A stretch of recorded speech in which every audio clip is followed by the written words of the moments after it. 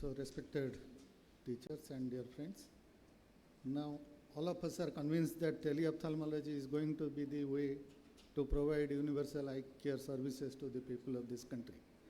So I don't have any financial disclosure. What I am going to do is to tell about how to start a teleophthalmology setup for your practice.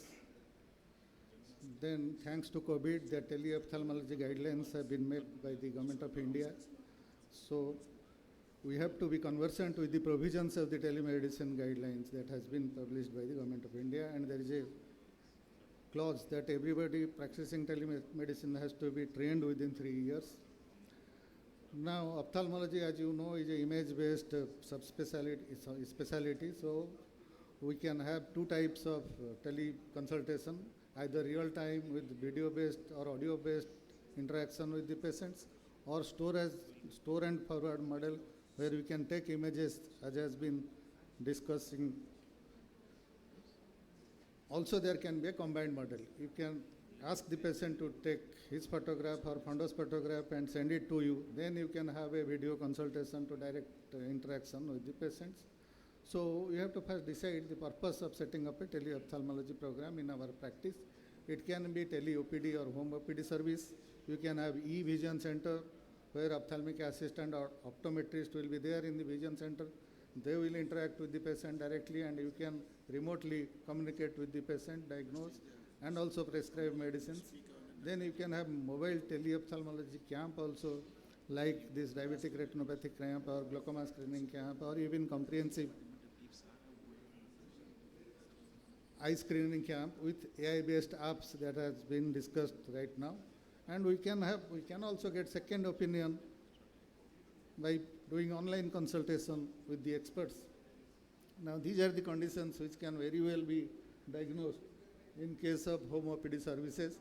So the patient didn't have to come to our clinic to show his conditions, and we can trace those patients, and those really need physical examination should come to the hospital.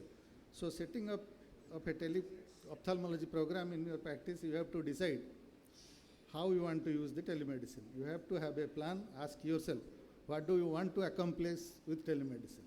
Start with just few services.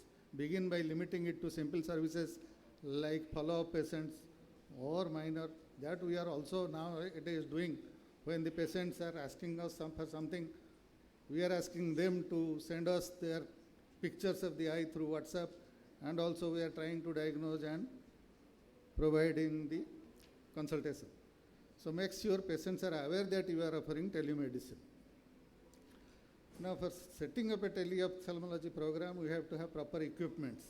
So dual screen monitor is advised when you want to have a video-based direct or real-time telescreening. Internet usually more than 2 Mbps speed. Then choose proper telemedicine software and apps. So you need to have a software where you can have a video-based consultation or image reading. We, through TOSI, are working out with different manufacturers, software companies, and also these manufacturers of equipments to provide a software that can be used by the ophthalmologist. That we are still trying to get it. Now you have to provide a proper space, a quiet room with adequate lighting, and also have to do certain real-time runs before you actually start this in examining patients.